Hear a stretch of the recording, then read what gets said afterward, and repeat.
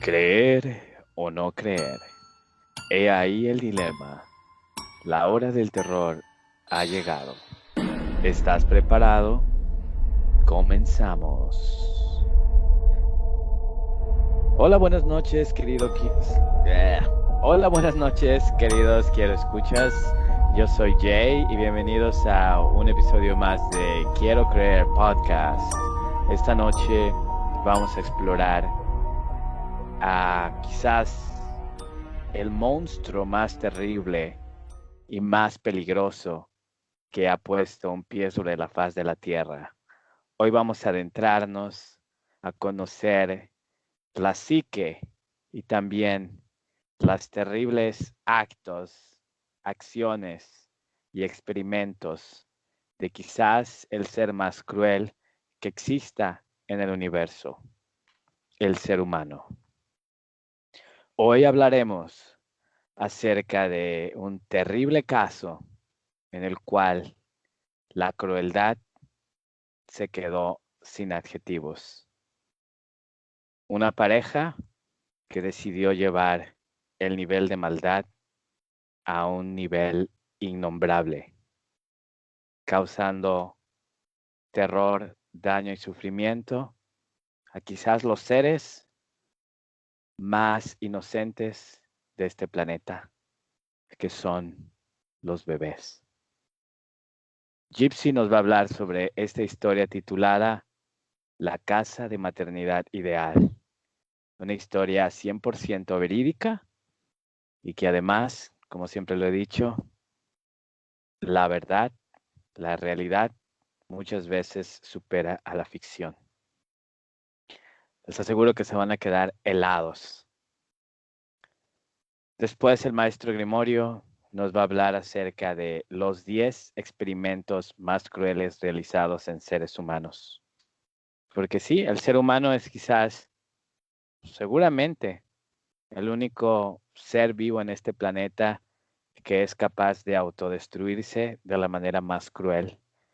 Y muchas veces por motivos económicos, muchas veces por motivos de poder o a veces por simple locura y maldad pueden llegar a causar atrocidades terribles como el holocausto, las guerras, los experimentos, muerte, destrucción. Muchos creen que esa es la mano del mismo demonio, es la influencia del mismo Satanás, de la maldad, de los infiernos que lleva a los seres humanos a cometer estas atrocidades. Hoy quédense porque vamos a explorar la casa de maternidad ideal y los 10 experimentos más crueles realizados en seres humanos. Quiero presentarles al panel del horror rápidamente. Hola, buenas noches, Gypsy, ¿cómo estás?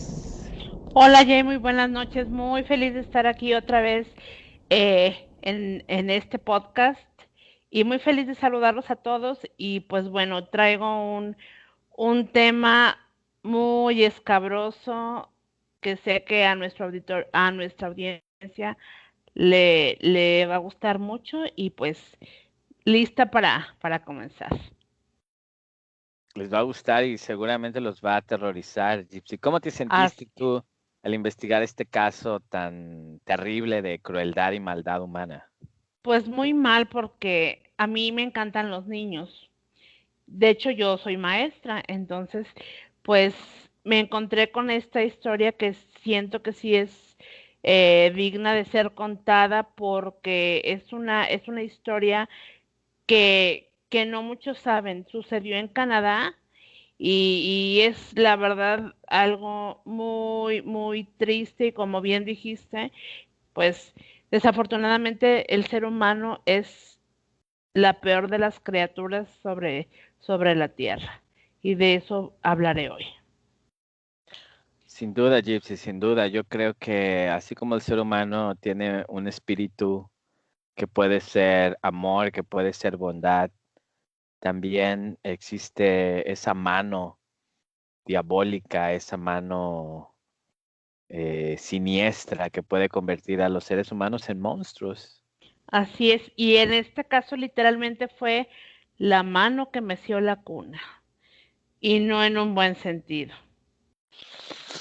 Pues qué interesante, y si ya te queremos escuchar, en un momentito vas a arrancarte con el tema. Claro que sí. Y quiero saludar por ahí también a el maestro Grimorio. Hola, buenas noches, maestro.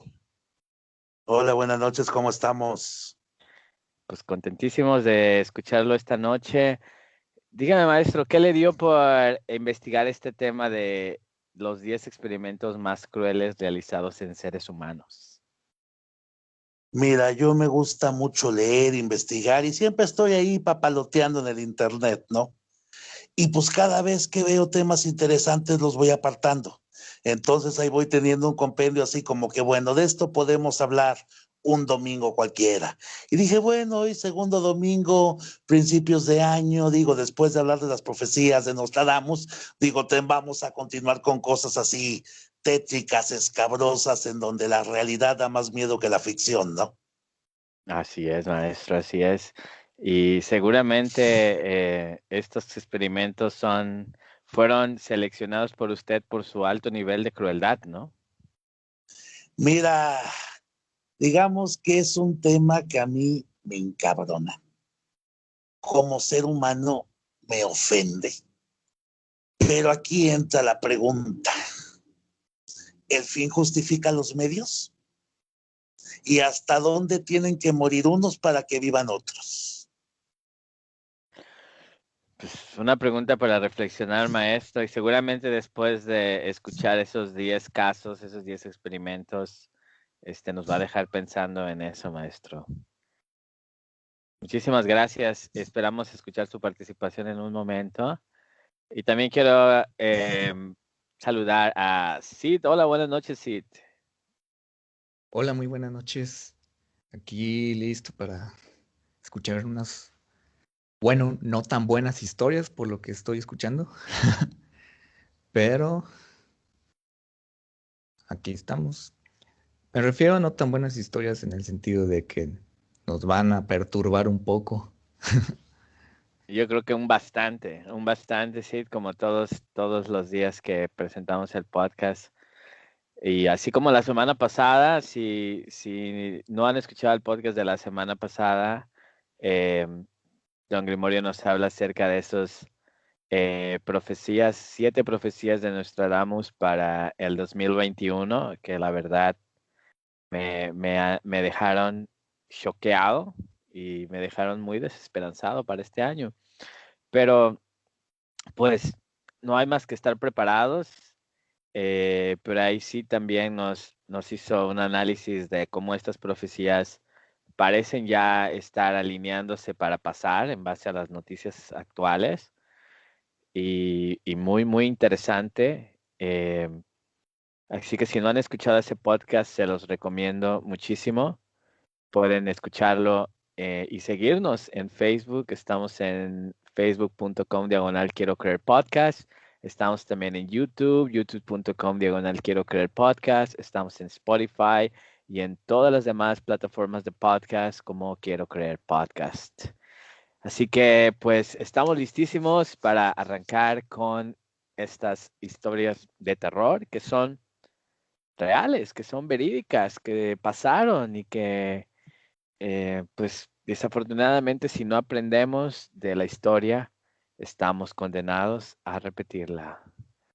Gypsy, te cedo los micrófonos, así que llévanos hasta desentraña esta historia, que el título me tiene confuso, pero intrigado. ¿La casa de maternidad ideal?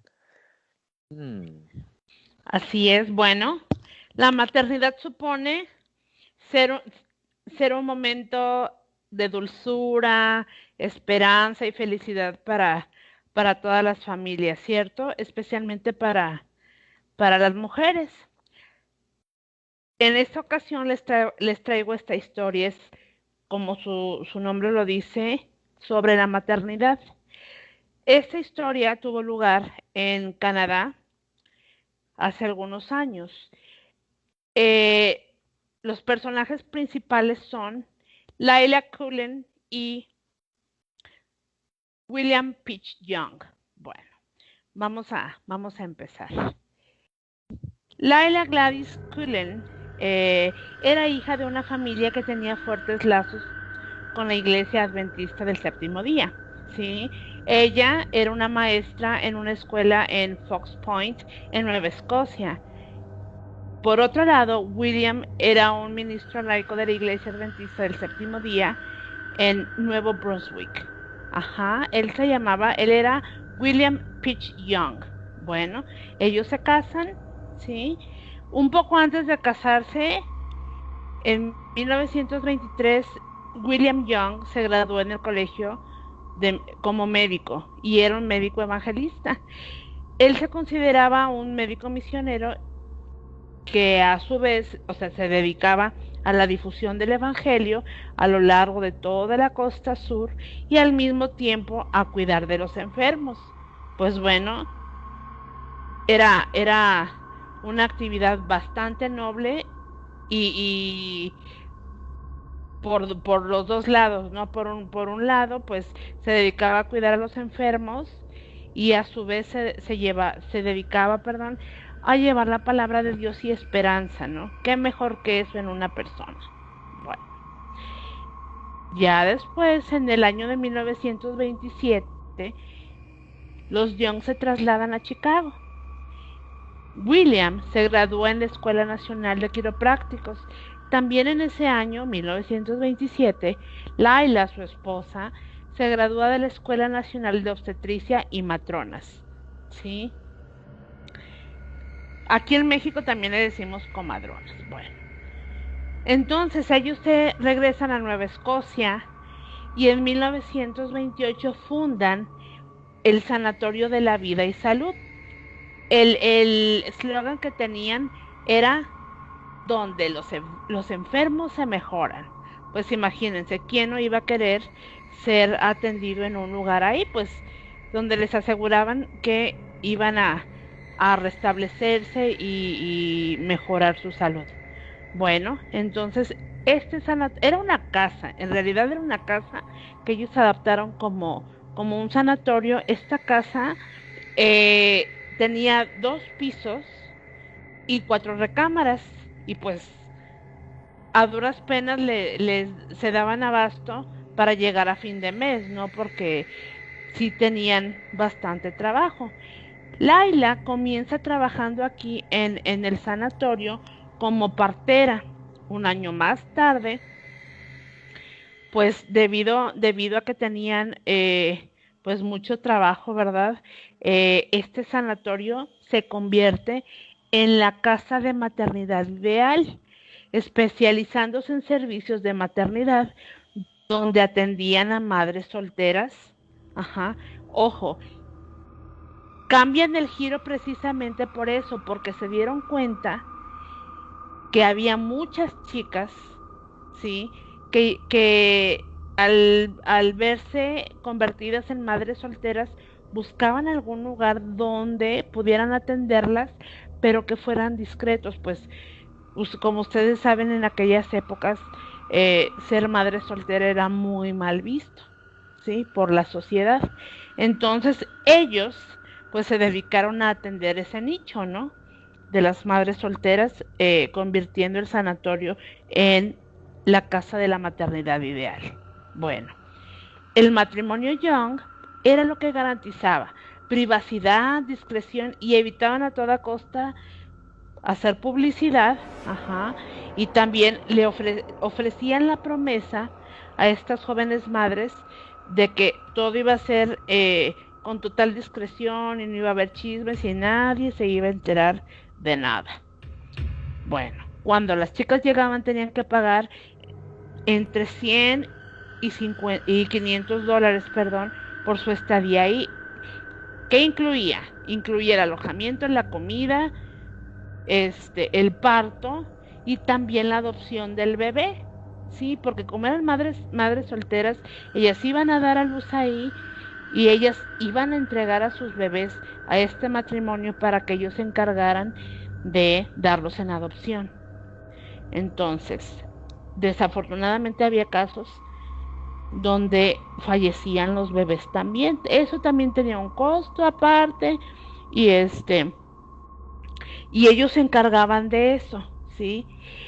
El nombre original de esta historia, de este caso, porque es un caso verídico, ajá, es los bebés de las cajas de mantequilla. ¿Por qué? Porque el matrimonio Young, Laila y William, compraban cajas de mantequilla en establecimientos cercanos a, a la casa de maternidad para poder enterrar a los bebés, ¿sí? Bueno, continúo. Entonces, cuando los bebés fallecían, ellos los enterraban en estas cajas que conseguían, creo yo que también como para no levantar sospechas, ¿verdad?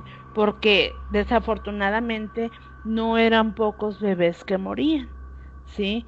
Entonces, pues una de las cosas que al menos eso era lo que parecía, era que el matrimonio intentaba de todas las maneras posibles proteger a las madres solteras, ¿sí? Aparentemente eso era, pero ellos querían protegerse también y las hacían firmar contratos legales, ajá, donde ellas les daban todo el poder eh, al, al, al doctor, a William, sobre sus bebés y las adopciones, ¿sí? Entonces, bueno, ya firmaban los contratos y él podía hacer lo que mejor le pareciera, pues las chicas generalmente querían deshacerse de sus bebés, ¿no? Darlos en adopción. Sí, entonces también por otro lado, había casos en que las chicas no tenían dinero suficiente para poder pagar, pero pues ante su necesidad de dar a luz, recurrían a ellos. Entonces lo que hacían es, sí les daban el alojamiento, recibían al bebé, la chica tenía el parto y todo, pero ellas, en lugar de pagar con dinero, pagaban con sus servicios, ¿sí? Ellas se quedaban así por mucho tiempo como parte del equipo, digamos, de limpieza y demás de la casa de maternidad, ¿sí? Entonces, tantos eran los casos de chicas embarazadas que asistían a la casa de maternidad que ellos pues la pudieron comprar unos años después. Esto sucedió en 1923, ¿sí? Alrededor de 5 años después de que iniciaron. Imagínense, ¿no? ¿Cuántos casos tenían? Entonces, perdón, había casos también en que como la casa de maternidad tenía la reputación de que era un buen lugar y que trabajaban muy bien y que todo lo hacían con mucho amor y con mucho cuidado tanto para las madres como para los bebés, había familias que asistía ahí pues para que la madre tuviera a su hijo, no era porque fuera una madre soltera o sola, ¿no? Simple y sencillamente porque confiaban en los servicios del matrimonio Young. Ajá. Pero aquí viene el lado oscuro de la casa de maternidad ideal. Ajá. Entonces, en algunos casos decían que los bebés habían fallecido y no era cierto, ¿sí? Tanto bebés de madres solteras como bebés de familias que solo iban por el servicio médico que ofrecían, ¿sí? Entonces, por ejemplo, había casos en que la madre daba a luz a gemelos y Laila y William separaban a los bebés, daban uno, o sea, les decían que había fallecido uno y le entregaban uno a la familia. O les decían que el bebé había fallecido y era mentira porque los daban en adopción. Por ponerle un nombre, que en realidad no es que los dieran en adopción, ellos vendían a los bebés, ¿sí? Y generalmente como eran casos de madres solteras que querían pues sí dar en adopción a los hijos, no sospechaban nada, pero en realidad este matrimonio se dedicaba a la venta de bebés, ¿sí? Entonces, pues la adopción estaba convirtiéndose en un gran negocio para ellos, ahí en Nueva Escocia. Entonces, había muchas parejas a quienes les resultaba imposible adoptar un bebé en Estados Unidos, eh, y lo que hacían era asistir a la casa de maternidad ideal con el doctor Young, y les hacían, pues como todo era ilegal, o sea, aparentemente era legal, pero no lo era. ¿Qué sucedía? Que estas familias les entregaban contribuciones muy generosas a cambio de un niño, ¿sí? Entonces, también muchos de estos niños fueron adoptados por padres ricos, por familias ricas, pero las adopciones no eran legales, ¿sí? Entonces, los bebés eran puestos en adopción, por decirlo así, pero eran vendidos en un precio que podía llegar hasta los $10,000. Y hay otra cosa muy importante aquí, ¿sí? Se daban en adopción, se vendían niños solamente sanos. Aquellos niños que no eran sanos no eran aptos para la adopción, ¿sí? Además, además de que los niños eh, no sanos no eran pues candidatos para ser adoptados, había otra cosa también, ¿sí? Los niños de piel oscura tampoco eran este aptos para la adopción, ni los niños, ni los niños enfermos, ni los niños de piel oscura, ni tampoco los niños con algún defecto de nacimiento, por muy mínimo que fuera, ¿sí? Finalmente, y se va a escuchar horrible, pero los Young, Laila y William y las familias que adoptaban veían a estos niños como productos, ¿sí? Por muy pequeño que fuera el defecto que tuvieran físico, porque era lo que se veía, pues no eran aptos para la adopción. Y se preguntarán ustedes, ¿y qué sucedía con esos niños? Los mataban de hambre. Los dejaban morir de hambre. Uh-huh. Entonces, a estos pobres bebés los alimentaban, vamos a decirlo así, únicamente con agua. Hacían una mezcla de agua y melaza y los dejaban morir de inanición. Morían alrededor de 15 días después, ¿sí? Entonces, ¿qué sucedía con esos bebés? Pues tenían que desaparecerlos de alguna forma, no podían quedarse con los cuerpos. Entonces, como les mencionaba hace rato, ajá, ellos enterraban a los bebés en cajas de mantequilla. Ellos adquirían las cajas en tiendas cercanas a ellos, pues para no levantar sospechas, porque si fueran ataúdes, imagínense, ¿no? La gente iba a sospechar. Entonces, estos bebés eran enterrados en estas cajas cerca a la casa de la maternidad. Cerca de esta casa había un cementerio y los bebés eran enterrados en un lote que estaba junto. También otra manera en la que ellos se deshacían de los cuerpos, y esto es terrible, los tiraban al mar. Sí, se los daban a pescadores para que se deshicieran de ellos. O también, y disculpen que haga una pausa, pero es muy, muy, muy triste lo que les voy a decir. Estos pequeñitos eran quemados en el horno de la casa de maternidad.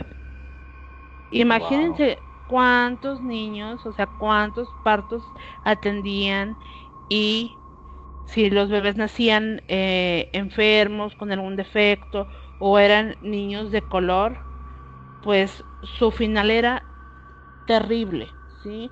Terminaban, pues los mataban de hambre, terminaban enterrados en un lote o en el fondo del mar, ¿sí? Entonces, ¿qué sucedió después? precisamente como tenían muchísimo trabajo, ¿sí? Y todo lo que sucedía ahí, pues no había, a pesar del nombre de esta institución, digámoslo así, pues no era una casa de maternidad ideal porque la, eh, pues las condiciones eran insalubres y en realidad William Young no era médico. Él era alguien que estudió un poco y pues era quiropráctico, pero ¿qué va de ser quiropráctico a un médico que pueda asistir a madres al dar a luz? También Claro. Laila, su esposa, tampoco era médico. Ella era una maestra, pues que finalmente se dio a la tarea de asistir a las madres convirtiéndose en una partera, ¿no? Pues por la necesidad que tenían.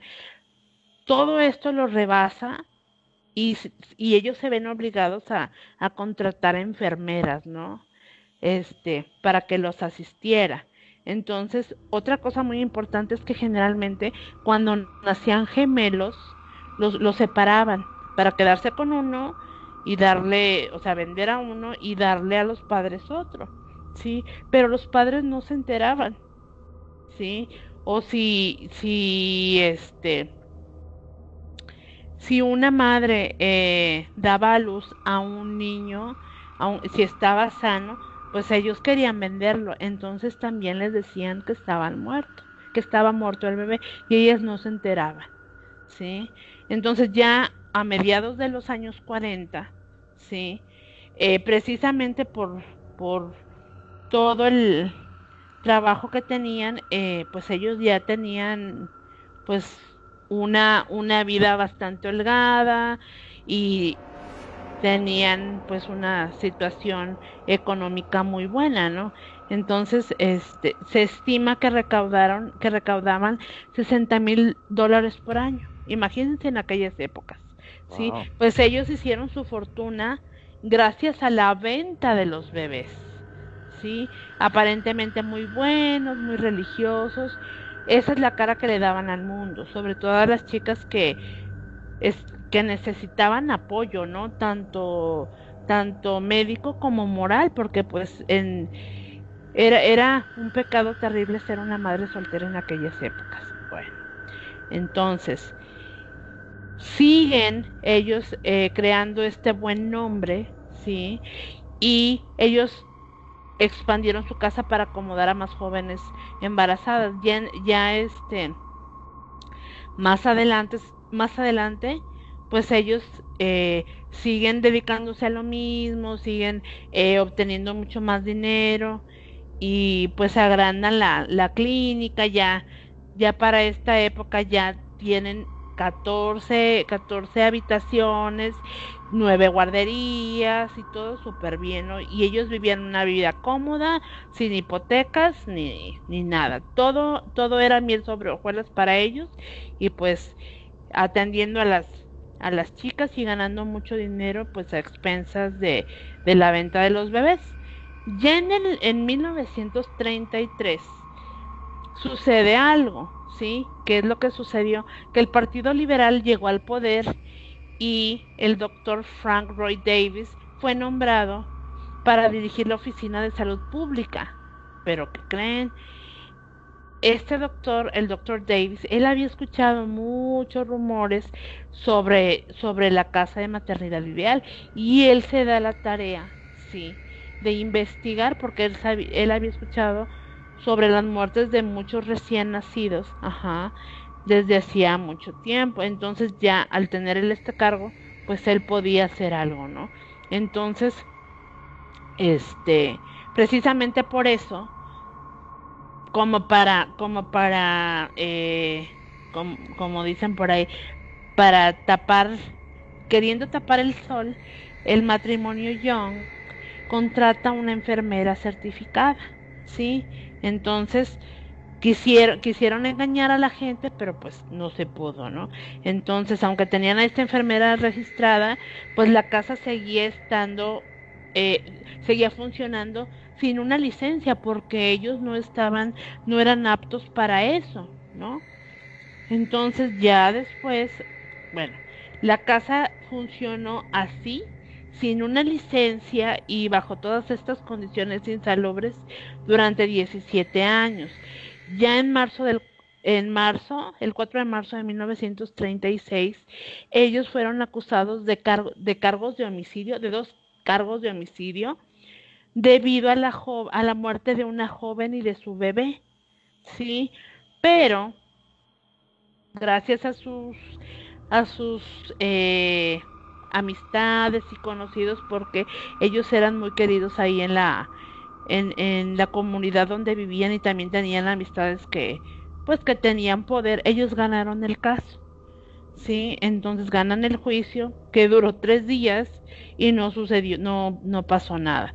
Entonces este doctor, el ministro de Salud Pública, mandó a investigar todas las muertes conocidas ahí en la casa de los Young, ¿sí? Y el principal problema era el número de muertes no reportadas, ¿sí? Porque sabía que sí habían muerto madres y bebés, pero pues suponía que habían muchas más, ¿no?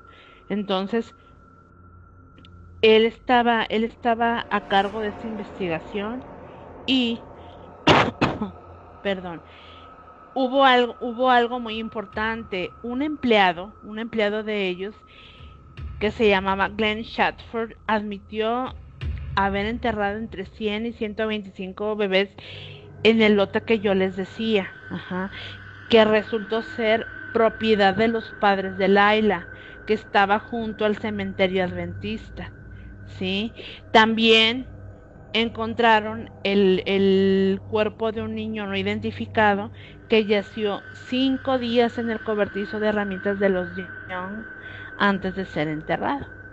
Entonces, ¿qué sucedió después? Ellos fueron absueltos de los casos, pero fueron acusados de fraude y se les mantuvo bajo constante escrutinio. Sin embargo, pues como les mencionaba, con todos los políticos y personas prominentes que habían utilizado los servicios de este matrimonio, pues ellos continuaron teniendo apoyo. Y en 1940 se modifica la ley de las casas de maternidad, y ellos pues quisieron aprovechar el momento, solicitando una licencia. ¿Qué creen que sucedió? No la pudieron obtener, ¿sí? Su solicitud fue rechazada. Ajá. 5 años más tarde, esto quiere decir que en 1945 se les ordenó cerrar la casa, ¿sí? A pesar de eso, a pesar de la orden, ellos continuaron haciendo publicidad, ajá, pues para seguir dando a bebés en adopción. Y el doctor Davis decidió pues librar una guerra contra ellos y contra su negocio, y comenzó a investigar algunas de las investigaciones. El estado de Nueva Jersey colaboró en un intento de eliminar las adopciones ilegales y el tráfico de bebés. Ajá. Mientras tanto, en Estados Unidos y Canadá vigilaron cuidadosamente el transporte no autorizado de bebés sin la aprobación del gobierno. Sí, ahora los Young pues tenían que actuar de una manera más cautelosa, y, y pues tenían que pensar qué iban a hacer, ¿no? Porque era muy probable que los descubrieran, ¿sí? Entonces, ellos, para eludir la vigilancia, persuadieron a las madres a viajar a los Estados Unidos con sus bebés, pues para no despertar las sospechas, ¿verdad?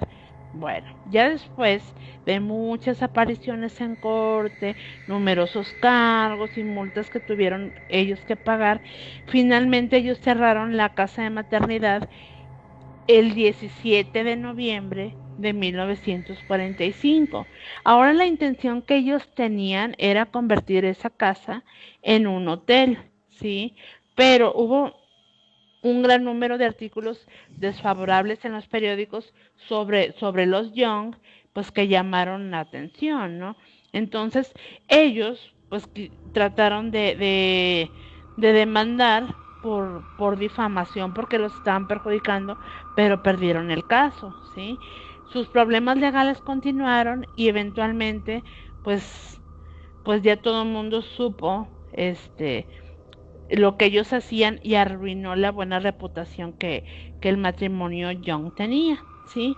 Ellos abandonan Nueva Escocia totalmente, eh, sin un peso, abandonaron Nueva Escocia quebrados después de haber vivido ahí 35 años. Ellos tuvieron 5 hijos, ¿sí? Algunos se quedaron ahí en Nueva Escocia, dos de ellos, otros dos se mudaron a Ontario y uno se fue a Estados Unidos. En el año de 1962, desafortunadamente, hubo un incendio y la casa de maternidad se quemó, ¿sí? Años más tarde, el doctor, el supuesto doctor William Young fallece de cáncer y pues su esposa Laila vuelve a la enseñanza cerca de Fox Point. Ella muere de leucemia a la edad de 70 años, unos años después. Ella fue enterrada ahí en el cementerio adventista, no muy lejos de los niños que ellos pues enterraron, los tristemente conocidos como los niños de las cajas de mantequilla. Y esa es la historia que traje para ustedes esta noche. O sea, nunca pisaron la cárcel. No, jamás. Wow. ¿Por qué? Porque tenían, como dicen por ahí, más vale tener amigos que dinero. Entonces hicieron uso pues de las amistades que tenían y eso los salvó. Eso los salvó de pisar la cárcel. Hicieron muchísimo dinero, pero finalmente lo perdieron, ¿no? Porque llegó un momento en que ya no tenían trabajo ni nada. Wow, pues qué caso, ¿no? Tan terrible de tratar a los bebés como si fueran pues una mercancía, ¿no? Así es. Y eliminar, pues matar despiadadamente a los bebés pues que no eran comercializables, por así decirlo, ¿no? Así es, no eran un producto apto para la venta. Wow, Y, qué terrible y historia. qué triste y qué irónico porque pues ellos pertenecían a una religión y todas las religiones pues su bandera es esa, ¿no? El amor, el ayudar al prójimo y fue lo que exactamente ellos no hicieron.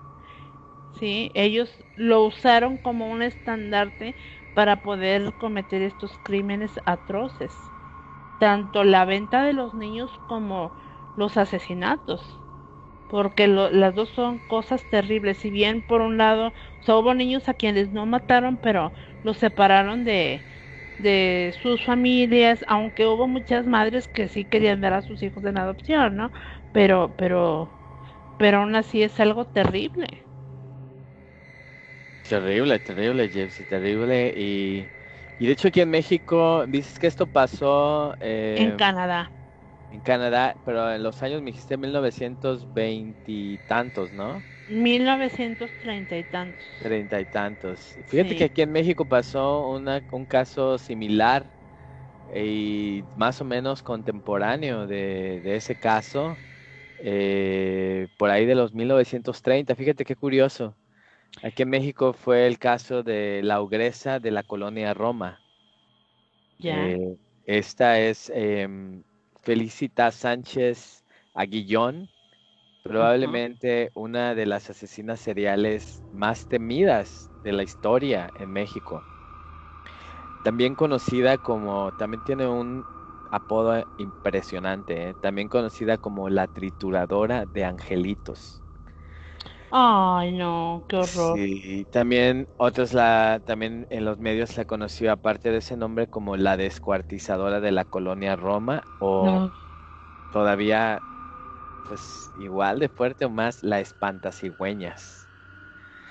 Se sí. cree que fue responsable de más de 50 infanticidios. Ella sí fue graduada como enfermera, fíjate, y ejercía como partera en la Ciudad de México, pero además realizaba abortos, un delito muy recurrente en la época, aunque detrás de esto había una faceta más oscura. Hay que tomar en cuenta que cuando todos podemos pensar que, bueno, un aborto es pues matar al infante en el vientre, ¿no? Pero en el caso de, hay muchos casos en que el infante, el niño ya estaba tan desarrollado, sí, que no se podía abortar y tenía pues que nacer, ¿no? Las mujeres en ese tiempo se ocultaban el embarazo o se iban de la ciudad y iban con estas personas, con esta ogresa de la colonia Roma, el bebé nacía y ella se lo quedaba, ¿no? Y lo asesinaba. La historia oficial cuenta, fíjate, que las cañerías del edificio ubicado en Salamanca 9, que es donde ella vivía y trabajaba, estaban tapadas frecuentemente. Y de su departamento los vecinos se quejaban constantemente de que salía humo negro con un olor desagradable. Las versiones oficiales indican que torturaba a los niños bañándolos en agua helada o dejándolos sin comer por mucho tiempo. Sus ejecuciones eran atroces: asfixia, envenenamiento, apuñalamiento e inmolación, o sea, prenderles fuego. Ujú. Una vez muertos, la trituradora de angelitos descuartizaba a los niños y tiraba los restos a las alcantarillas. Cuando fue detenida, ella sí pisó a la cárcel en 1941 en su departamento. Se encontraron una gran cantidad de fotos de niños que eran sus trofeos, así como también un cráneo infantil. Curiosamente, fíjate, pisó la cárcel, pero fue liberada después de 3 meses, presuntamente por la presión de su abogado por revelar los nombres de mujeres relacionadas con la política que se habían practicado un aborto, así como igual como estas personas. Fíjate cuántas similitudes. Así es. Utilizó pues el chantaje, ¿no? De voy a revelar cuántos políticos, cuántas personas de sociedad se hicieron abortos aquí. Así que finalmente a los pocos días, bueno, a los pocos meses se liberó, pero pues no sé si fue tal vez la culpa o fue el hecho de saber que pues su reputación había quedado destruida por siempre. A los pocos días de ser liberada, se suicidó con una sobredosis de Nembutal. Muy similar, ¿no, Gypsy? Muy parecido al caso. Así es, y fíjate que hubo algo que no mencioné, que acabas de mencionar tú. Este matrimonio, los Young, también recurría al chantaje. ¿Por qué? Porque había chicas que fueron ahí a la casa de maternidad a escondidas, sin dinero, pero que ellos sabían que su familia o sus novios podían pagarles. Entonces los buscaban, les llamaban, oye, fíjate que aquí está tu novia o su hija que está por dar a luz y tiene que pagar, ¿no? Y si no nos pagan ustedes, pues vamos a revelar que está embarazada, que será madre soltera y pues así también chantajeaban a la familia. Y también eh, hubo un caso similar en Irlanda, ¿sí?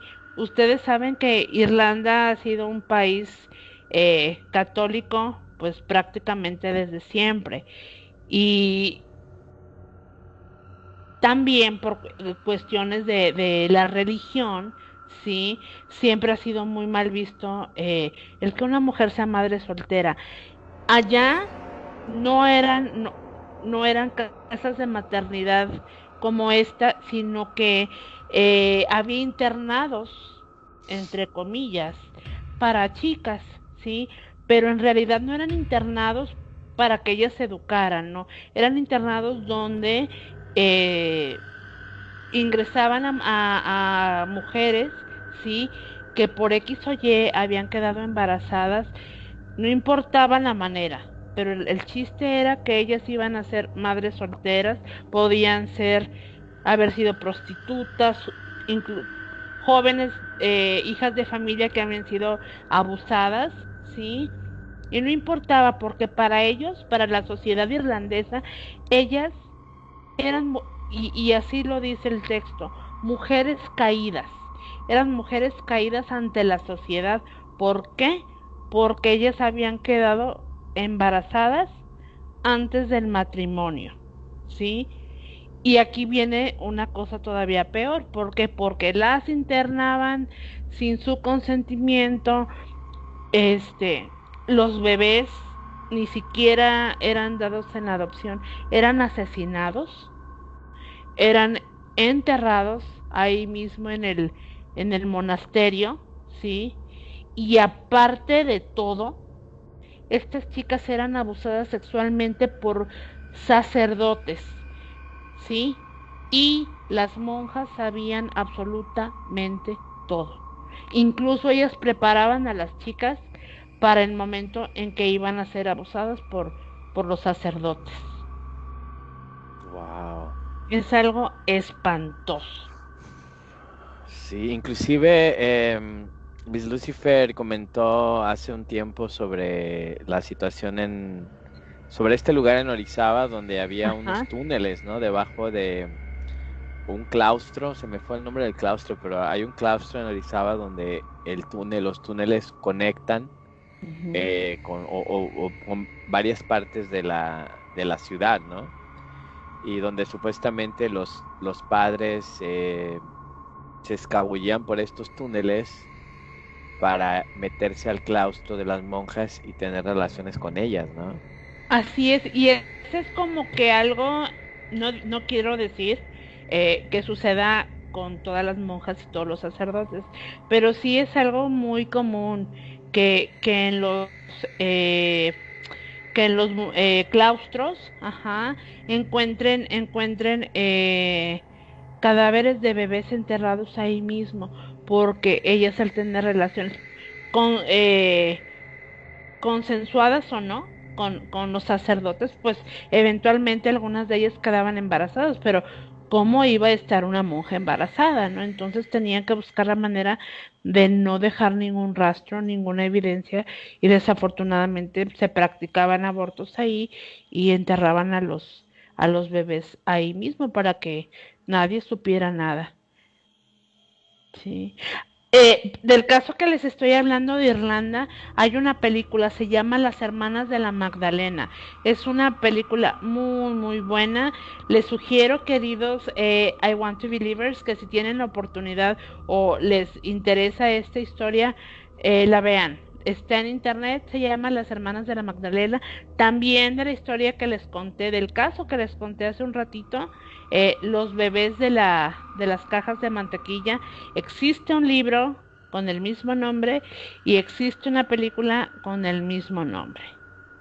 Por si les gustó este caso y les interesa saber un poco más, pues bueno, ahí encontrarán más, la historia más explicada, con más detalles. Gracias, Jessy, qué buena recomendación. Sid, ¿cómo te pareció la historia? Pues es una historia sumamente desagradable, opinión.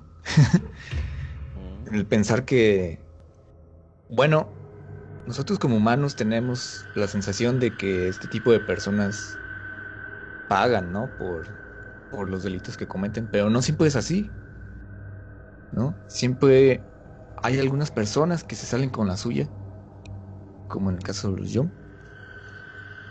Y me aterra pensar que este tipo de personas suelen ser muy amigables y otra gente los percibe como personas que nunca han hecho un mal en su vida y por lo tanto pues, pueden manipular muy fácil la gente a su alrededor. Otra cosa que me llama la atención es cada uno de nosotros tenemos una filosofía de vida. Me llama la atención qué tipo de filosofía de vida tendrían estas personas como para no sentirse mal por tantas muertes.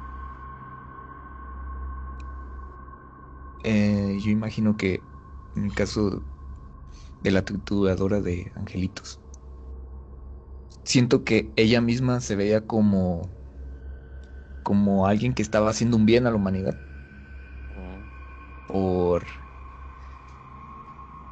por así que como evitar traer más gente a sufrir, aunque irónicamente ella los hacía sufrir más.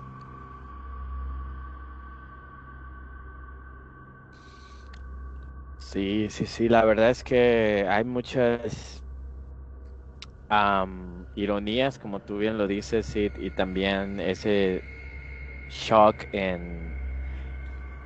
Más bien, yo diría que eso es un misterio que a mí muchas veces me deja pensando, me intriga muchísimo, es qué pasa en la mente de un asesino. Y a lo mejor hay quienes asesinan en defensa propia, hay quienes asesinan por odio, hay quienes asesinan por traición, hay quienes asesinan por trabajo, ¿no?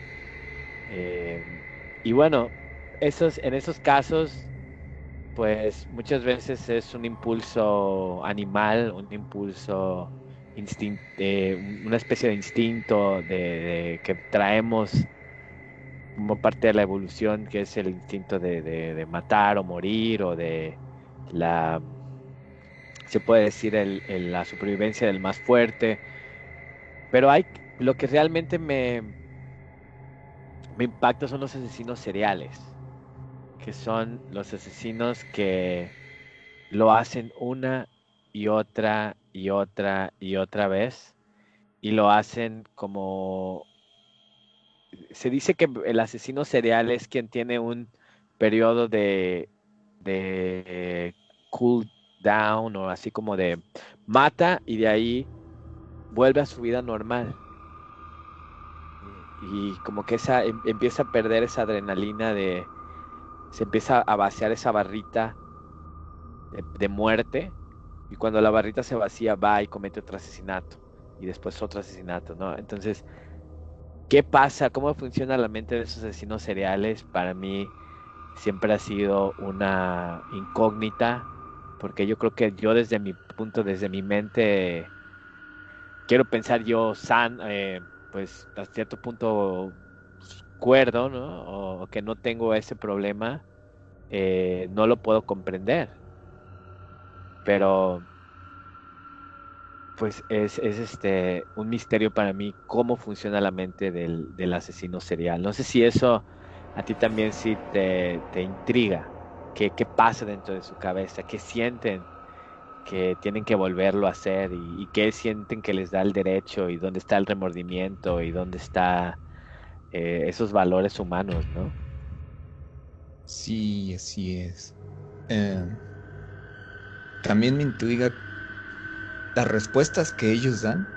Ujú, ujú. Les preguntan por qué cometieron tantos asesinatos y siempre dan respuestas muy simples, como por ejemplo que se sentían poderosos o que les causaba cierto placer sexual. O sea, siempre es algo como instintivo, ¿no? Algo muy animal. Ujú. Sí, eso del placer sexual lo he escuchado en como muchas de las respuestas, ¿no? Como que hay una conexión muy enferma entre el asesinar y el obtener un deseo sexual que algunos he escuchado casos lo describen como si fuera 1000 veces más potente que un orgasmo, ¿no? Para ellos. Sí, sí. Por ejemplo, hubo un asesino en Japón Ujú, que tenía una... Él mataba utilizando Twitter. ujú, Él, él contactaba gente, bueno, precisamente mujeres, que tuvieran como el deseo de suicidarse. Y él las contactaba y de alguna forma las convencía de que él las iba a ayudar a que se suicidaran de forma correcta o a estar con ellas. Bien. mientras se suicidaban. Y ya que estaban en su casa, pues abusaba de ellas y después las asesinaba y las descuartizaba también. Wow. Pues Entonces, sí. Pues déjenme decirles una cosa. Angelina Jolie hace años contrató a un asesino. Ella quería que la matara. ¿Por qué? No lo sé. Y él, o sea, se conocieron por internet, hablaron, quedaron. Y sí, él la iba a asesinar supuestamente, pero él habló con ella y la convenció de no hacerlo. O sea, están las dos partes, ¿no? Tanto qué lleva a alguien a querer asesinar a otra persona o a otras personas, como también porque hay quienes desean ser asesinados. Porque sí ha habido muchos casos donde personas contratan a alguien más para que los asesinen. La verdad es que a mí me intriga mucho esa forma de pensar de los asesinos seriales y bueno, como tú lo dices, ¿no? Hay gente que se dedica a eso, hay hitmen o personas que se dedican a matar por trabajo, pero como bien lo dices, sí, la impresionante es que uno piensa en el asesino serial y quiere pensar en aquel loco, aquel enfermo, hasta lo visualizas, ¿no? Como un tipo, creo que cuando oímos asesino serial, todos pensamos, o al menos de nuestra generación, en Charles Manson, ¿no? O sea, ese tipo loco que tiene aquí con la suástica en la frente y actuando como un psicópata, ¿no?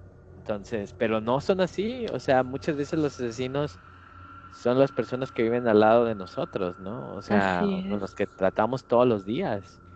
Y generalmente, y lo más impactante para mí es que generalmente son personas que se ven, como bien dices, comunes y corrientes, son personas muy agradables, ¿sí? Que siempre están intentando ayudar a los demás, eh, tienen una, tienen una facilidad muy grande para socializar con los demás, o sea, son como aparentemente perfectos, ¿no? Y de hecho esa es una constante, esa es una constante que yo he encontrado en los documentales que he visto o en historias que he leído, ¿sí? De que que son personas con esas características, pero también tienen una razón, porque esa es la manera en que atraen a sus víctimas, ¿sí? Porque obviamente la gente va a confiar en alguien que sea agradable, que siempre esté dispuesto a ayudar, ¿no? En cambio, si vemos a alguien como mencionabas hace rato, como Charles Manson, pues lo primero que vas a querer hacer es correr. Claro. Sí, sí, sí, definitivamente. Y a pesar de eso, él era una persona que era muy carismática, ¿no? Sí. Así es. Sí, sí, así es.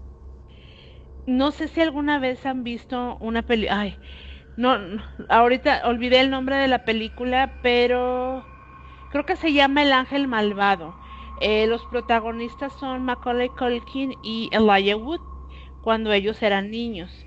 Y a mí se me quedó muy grabado una frase eh, que viene ahí en la película, ¿no? Que no hay mejor disfraz para el mal que el bien. Sí, y creo que esto queda perfecto, ¿no? Con los asesinos seriales, porque ellos lo que quieren es agradar a las personas que son que pues van a ser sus víctimas, sí, pues para no causar ninguna sospecha y cuando la persona menos lo esperen, pues atacarlos. ¿Quieren un dato perturbador? A ver, sí, pues A para ver, eso estamos, para eso nos pintamos solos. Por lo menos una vez a la semana nos topamos con un asesino serial, ya sea en el transporte público, en los centros comerciales o en la calle O en el podcast. o en el podcast. Puede ser, puede ser. O, ¡Wow! ¡Qué o, impactante! ¡Qué perturbador! Sí, o de noche junto a ti. puede ser. Bueno, eso ya no es cada semana, ya es todas las noches. Sí, sí. Y de hecho es lo que dicen también, ¿no? De que ha habido muchos casos en que ya cuando capturan al asesino, pues su familia, sus vecinos y la gente cercana a ellos es lo que dicen, pero se me hace tan increíble de creer porque él es muy bueno, es el padre de familia perfecto, o sea, son personas aparentemente buenas. Sí, muy cierto. Fíjate que yo quiero comentarles estos casos rápidamente, pero primero quiero preguntarle a don Grimorio. Don Grimorio, ¿puede ver a esta chica que estoy poniendo en pantalla? Sí. Ajá. ¿Qué, cómo la describiría? ¿Cómo se la describiría a los que lo escuchas? No sé, una persona normal, cabello largo, delgada, pues no sé, ¿qué más? Blusa negra, Es una chica joven, sí, eh, se puede decir que bien parecida, ¿no? pues cada quien sus gustos, pero sí. Vamos a escuchar lo que dice. Controlar. Tercer punto, fortalecer esa cuestión emocional que de repente no sabemos cómo controlar. Tercer punto, vamos a ver la parte vocacional, es decir, vamos a buscar implementar alguna estrategia o diseñar diferentes actividades para que ustedes vayan pensando en su proyecto de vida, es decir, ¿qué les gustaría? Bueno, esta chica, este video subió 21 de septiembre del 2020. Esta chica se llama Zaira Viridiana Leiva Avilés. Es una maestra de bachillerato de 33 años de edad. Y este video, ella subió varios videos a YouTube, ya que durante la pandemia, pues dejaba tareas y instrucciones a los alumnos. Este video es sobre sus clases sobre la clase que tenía de tutorías. Vamos a escuchar un poquito lo que dice aquí. Clases. Por otro lado, vamos a ver la cuestión afectiva, es decir, las emociones. Vamos a buscar la manera de fortalecer esa cuestión emocional que de repente no sabemos cómo controlar.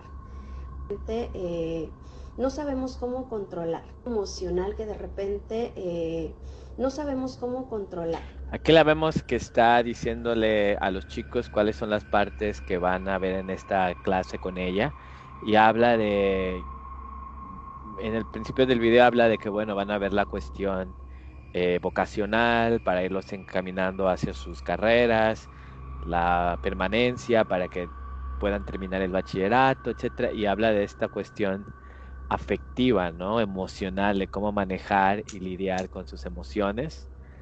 Esta maestra daba varias clases en el bachillerato, incluyendo clases de ética, ¿no? Y pues era muy popular en la escuela porque además de ser joven y de ser, pues se puede decir que atractiva en ese sentido para los chicos, una maestra joven es una maestra joven y muy activa. Bueno, pues esta chica, Zaira Viridiana Leiva Avilés, es una asesina. Y el caso de ella se dio apenas a principios de este mes de enero. Se desenvolvieron la situación en los que esta mujer asesina de nuevo a los que yo considero son como que los seres más inocentes que puede haber, ¿no? Que son los niños. Y ella asesinó a sus dos hijos Voy a contarles un poquito cuál es el caso de esta mujer. Esto sucedió en Tijuana y pues esta mujer prácticamente después de una noche de tener un problema con ella, recientemente se había separado de su marido y en una noche de discusión, supongo, el chico no vivía con ella, el chico ya vivía aparte. Ella tuvo un ataque supongamos, de depresión y fue a donde estaban sus hijos, Alejandro de 9 años y Nahara de 4 años, y pues los asfixió hasta la muerte. Eh, Según los peritajes, el niño logró o forcejeó tratando de defenderse, tratando su instinto de supervivencia, pero pues no pudo sobrevivir. Supuestamente la forma en cómo los mató es colocando una almohada sobre la cara del niño y también sobre la de la niña, asfixiándolos, ¿no? Aunque los peritajes también concluyen de que en algún momento utilizó sus manos para estrangularlos. En el caso de la niña de Nahara, la colocó boca abajo y se subió arriba de ella, o sea, se subió de rodillas arriba de la espalda de la niña y con una de las rodillas aplastó la cabeza contra el colchón para que no pudiera respirar. Estamos hablando de una niña de 4 años. O sea, hubo cierto grado de salvajismo ahí o sea, yo creo que ninguno de nosotros puede imaginar apagar la vida de otro ser humano, menos de un niño, de esta manera. Después, después de haber hecho esto, se intentó cortar las venas, pero realmente apenas si logró hacerse unos rasguños, apenas si logró sacarse un poquito de sangre. Obviamente se arrepintió de esto y lo siguiente que hizo fue llamar a su ex esposo. Esto pasó a las 2 de la tarde. Llamar a su ex esposo para que él, pues decirle que fuera, que algo había pasado. Cuando su ex esposo o expareja llegó, encontró a los niños en la habitación, inconscientes, muertos. Él no sabía que estaban muertos, pensaba que estaban solo inconscientes y llamó al 911. Al llegar la policía y vieron que los niños no tenían signos vitales, que habían sido asesinados. Yo creo que lo más estremecedor es que dejó 2 cartas, una para su esposo y una para su mamá. Y esa es la parte que a mí más me llama la atención, que es la mente del asesino. ¿Qué hay dentro? Porque yo me pregunto qué pasa dentro de la mente de esta mujer cuando estaba realizando este asesinato, ¿no? Y yo creo que estas cartas nos ayudan a develar un poco lo que estaba sucediendo. Estas cartas las hizo con mucho cuidado, las metió en unas bolsas de esas de ese papel, de ese sobre que es de papel amarillo, así grande. Las metió y les puso con un plumón Miguel y a otro le puso mamá y las dejó así bien puestas sobre la mesa. O sea, todo lo dejó muy bien planeado. La carta para Miguel decía: Miguel, sé que esto es lo peor que he hecho en toda mi vida y por supuesto no hay una justificación razonable. No me atrevería a decirte que me perdones, porque esto no tiene perdón. Tampoco espero que lo comprendas. Simplemente quiero que sepas qué fue lo que pasó y cómo me sentía. Yo no deseaba esto, Miguel. No pedí este final. Jamás imaginé, y por más que lo intenté, no pude imaginarme una vida sin que estuvieras en ella. Sé que cometí muchos errores que te orillaron a tomar esa decisión, pero fue una decisión que tú y solo tú tomaste. No era lo que yo quería. Pudimos haberlo intentado de muchas maneras. Había muchas opciones para arreglar esto, pero no me diste la oportunidad. Te alejaste sin más. Yo te elegí a ti y a mí. Nos elegimos como compañeros de vida y tú rompiste con eso. Lo sé, todo esto es mi culpa y solo mi culpa, pero no acepto vivir así. Solo después de explicar cómo se sentía respecto a la ruptura del matrimonio es que abordó el tema de los hijos.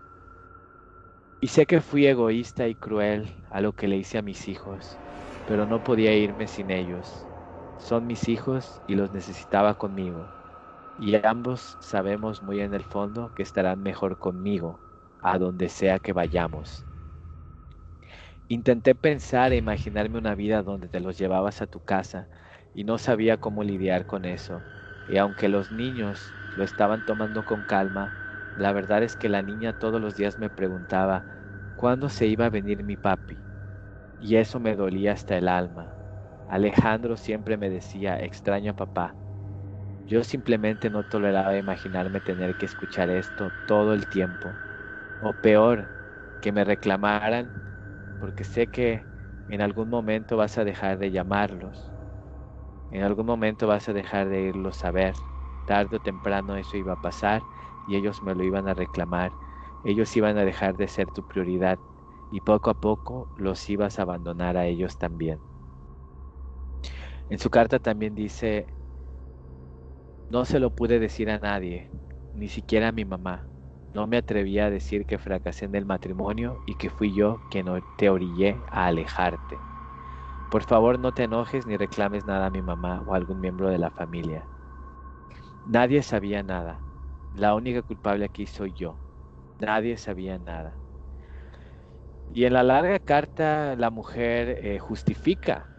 Dice, no fui lo suficientemente fuerte para continuar con esta vida que cambió tan rápidamente, con una vida que no elegí para mí ni para mis hijos. Solo espero que un día puedas perdonarme y encontrar esa paz y tranquilidad que fuiste a buscar lejos de nosotros y que continúes con tu vida. De verdad deseo de todo corazón que algún día vuelvas a ser feliz.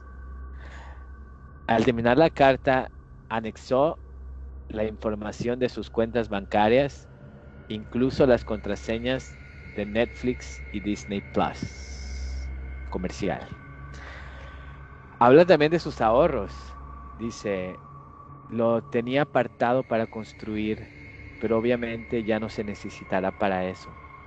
Así que lo puedes utilizar para lo que consideres pertinente, como los gastos de cremación para tus hijos. A mí me puedes tirar a la basura. Y además escribió una carta mucho más corta para su mamá, donde dice, primero que nada quiero que sepas que lamento mucho este dolor que te estoy causando. Yo fui quien tomó esta decisión, solo yo, así que no busques culpables. Miguel y yo ya no vivíamos juntos desde el 14 de noviembre y no me atreví a decírselo a nadie porque una parte de mí no quería reconocer el fracaso de mi matrimonio. Tú sabes que Miguel era un buen esposo y un buen padre, no puedes reprocharle nada. Muchos de nuestros problemas eran por mí, así que por favor no te enojes con él. Ojalá un día me perdones y puedas salir adelante de esto. Te quiero mucho, mami. Las personas y vecinos la describían como una persona normal, una persona que quería a sus hijos, amaba a sus hijos. Y los vecinos dijeron no haber escuchado nada, ni un solo grito, ni un solo golpe, hasta que a las 2 de la tarde del día siguiente llegó el carro de la policía y los peritos al lugar. La mujer está viva.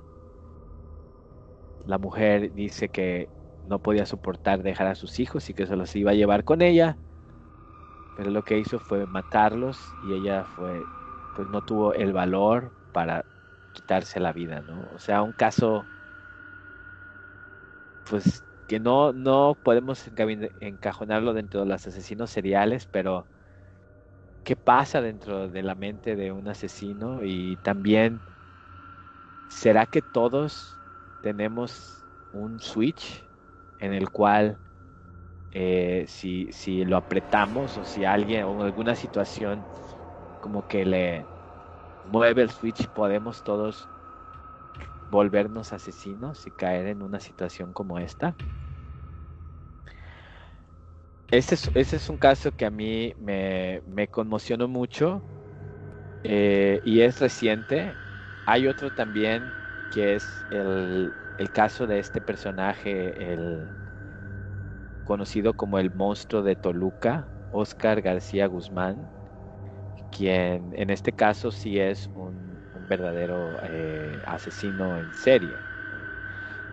Rápidamente les comento, no voy a entrar en muchos detalles de este personaje, pero Óscar García Guzmán, nacido en 1990, es un asesino serial mexicano conocido como el Monstruo de Toluca, y fue identificado por primera vez como sospechoso de la desaparición de una compañera de universidad en octubre del 2019. El 30 de octubre de ese año, tras un cateo en su casa de Villa de Santín, Toluca, Estado de México, fueron encontrados los cuerpos estrangulados de 3 mujeres. 2 de ellos estaban enterrados en el patio trasero de la propiedad, abajo de una perrera, y uno más en el baño. Fue detenido tras permanecer prófugo por poco más de un mes. El 6 de diciembre del 2019, tras su captura, aceptó haber asesinado no solo a las 3 mujeres encontradas en su casa, sino que declaró también haber matado a una 4ª mujer y al padre de esta. En 2012, en Otzolotepec, Estado de México, también confesó haber asesinado a su propio padre, a la corta edad de 16 años.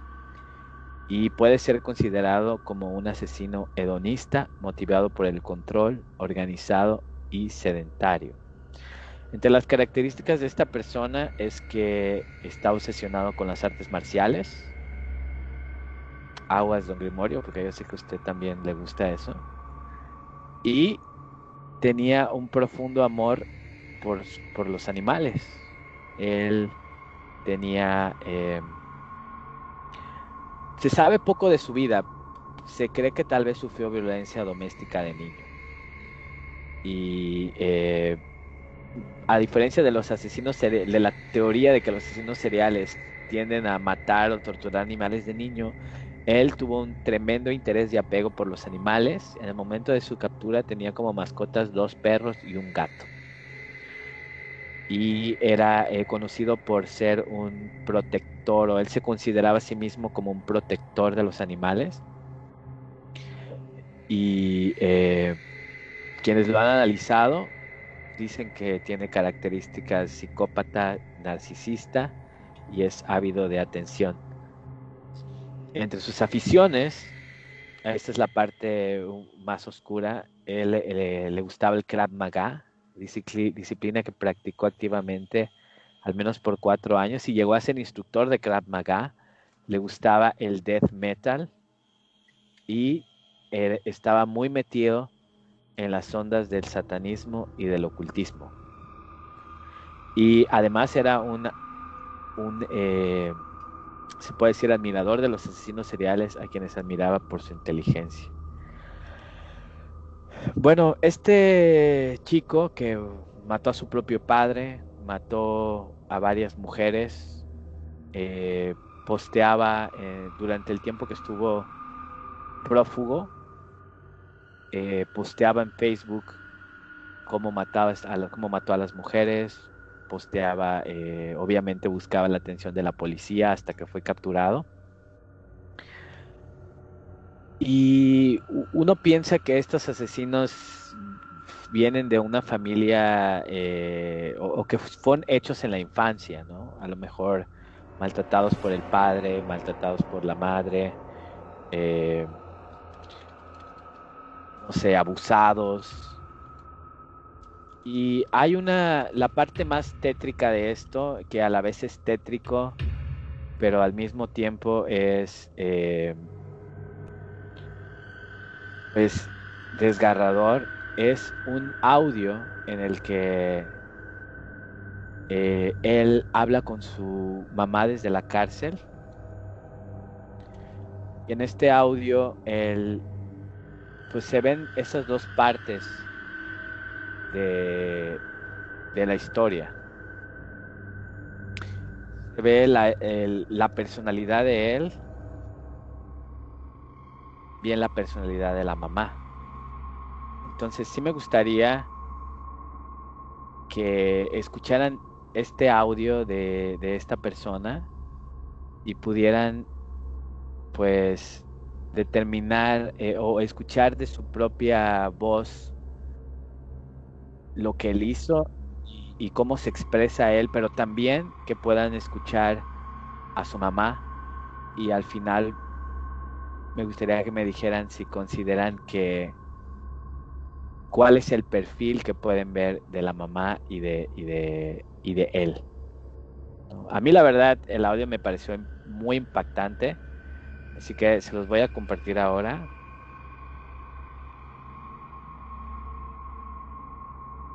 Y aquí está el audio. Y por ahí voy a postear en el primer comentario la foto de esta persona y la foto de también la otra persona que les comenté, la maestra. ¿Qué Bueno. onda? ¿Qué onda? ¿Cómo? ¿Qué Bueno. onda? ¿Qué onda? ¿Cómo estás, hijo? Pues, no, yo no importo. Oye, mis mascotas. Ahí está, nomás que ahorita mañana voy a ir primero contigo porque creo que tienes audiencia, ¿no? Ay, no, yo ya... Mira, mis 3 opciones son estas. Ajá, Escúchalas, sí, pero no sientas gacho. ajá.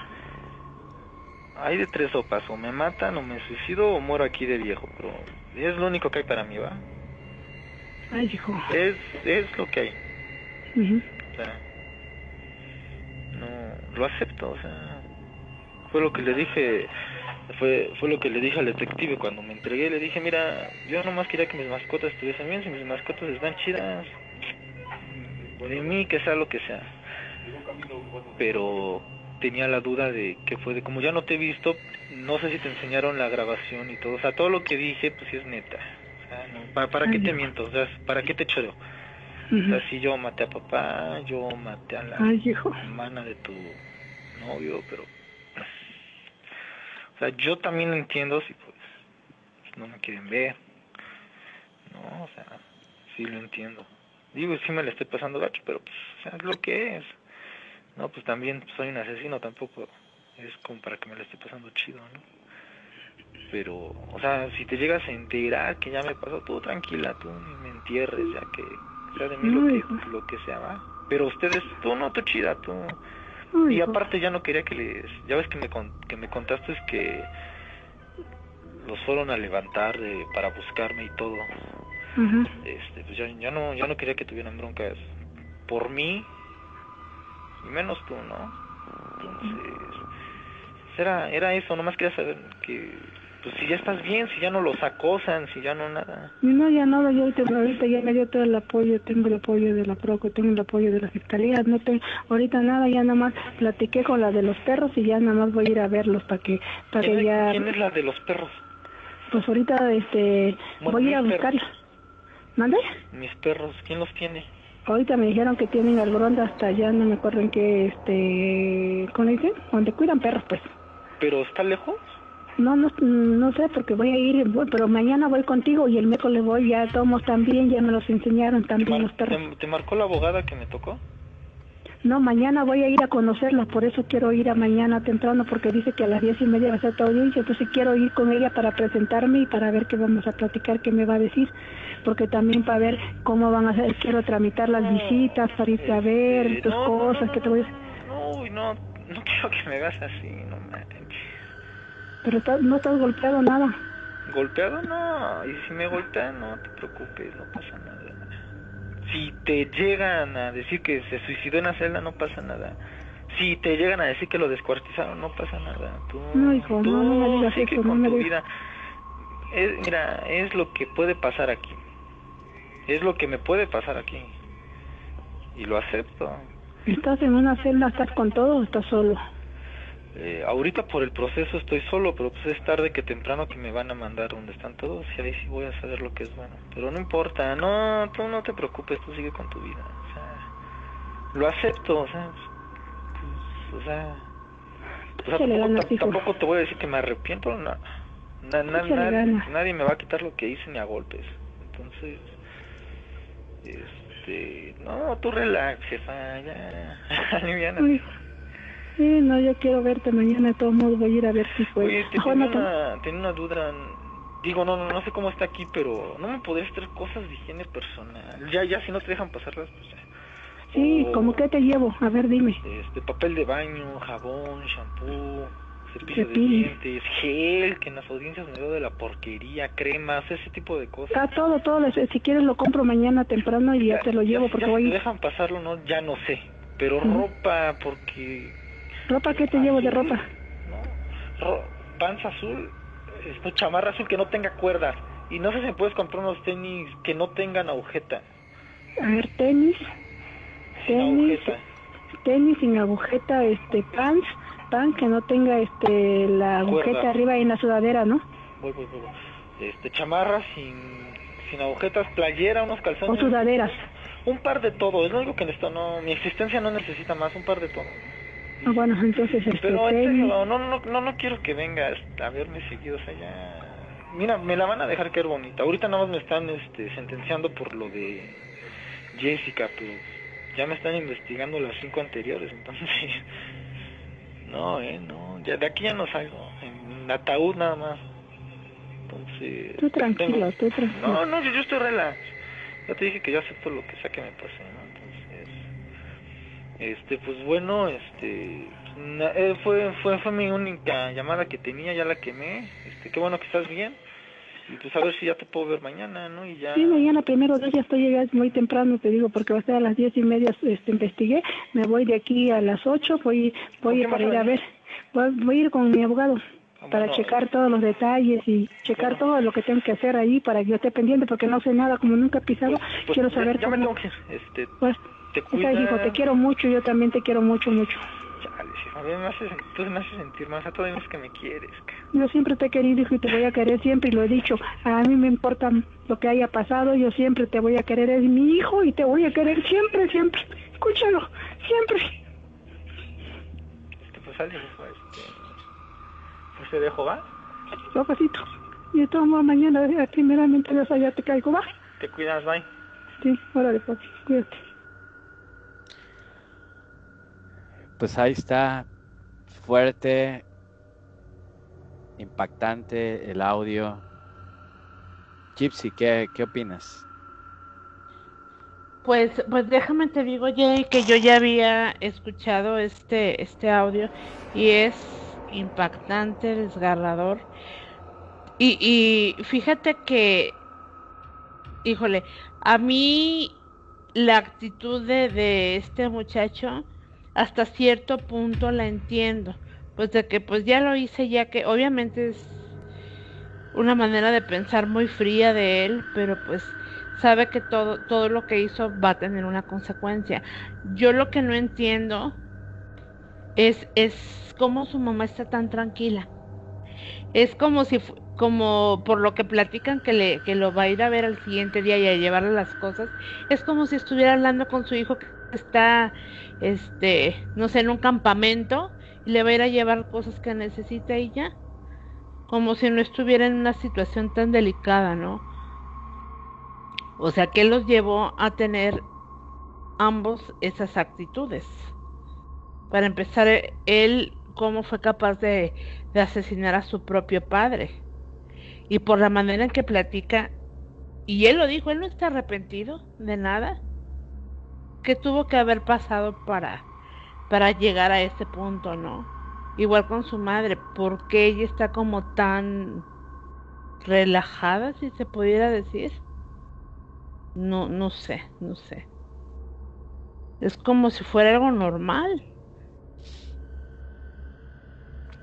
Don Grimorio, ¿qué opina usted de cualquiera de los dos casos, ¿no? Porque lo que quise hacer es como tratar de ver un poco dentro de la mente de ellos, tanto de la mujer con sus cartas, de este chico con el audio. ¿Qué opina, don Grimorio?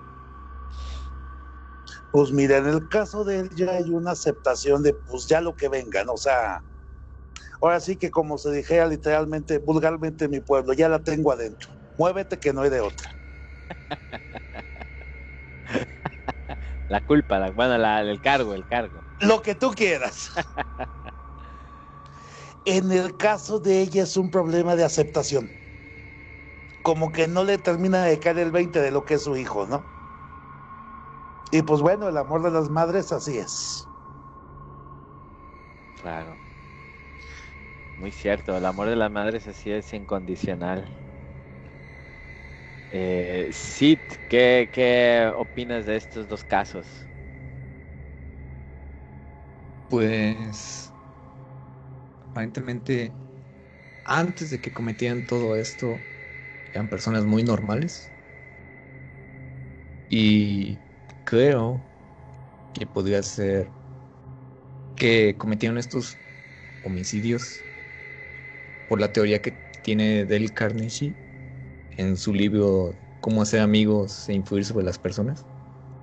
Hay una parte del libro donde menciona que bastante gente comete delitos solamente para sentirse importantes. O sea, todos los humanos tienen o así que en su psique la necesidad de sentirse importantes, ya sea con su propia familia, en el trabajo o en alguna red social, como estamos viviendo actualmente.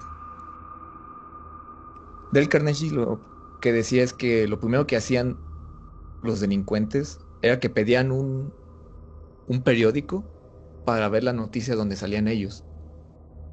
Y sí, ellos se veían junto a los artistas y junto a noticias más relevantes, ¿no? Pues fíjense, chicos, que precisamente lo que acaba de comentar Sid eh, sucedió con el asesino de John Lennon, ¿sí?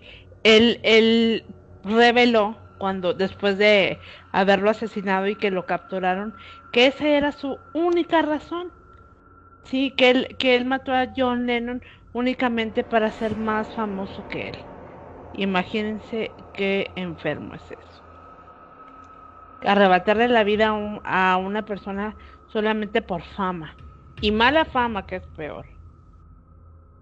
Sí, sí.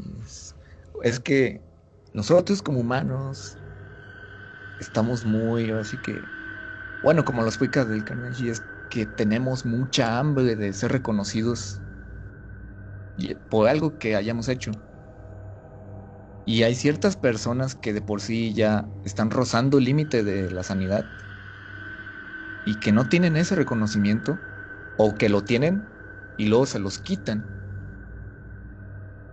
Buscan la manera de recuperarlo, ya sea de mala forma o de buena forma. Como por ejemplo de la chica, fue porque ya no tenía ese reconocimiento y buscó lograrlo de otra manera. Claro, del reconocimiento de su pareja, ¿no? Ya no tenía la atención de su pareja. Así es. Y quiso también de una manera castigarlo, ¿no? Así es. Pero qué horrible, qué horrible. O sea, no concibo cómo alguien puede siquiera pensar cometer un acto tan atroz. Y muchísimo menos quitándole la vida a sus propios hijos. Pues, mira, podemos verlo de esta forma. En YouTube hay mucha gente que hace estupideces, no importándoles si se matan en el intento, solo por llamar la atención, por recibir likes, por recibir comentarios. O sea, no es tan diferente a lo que hacen estas personas, realmente. Sí, muy cierto, muy cierto.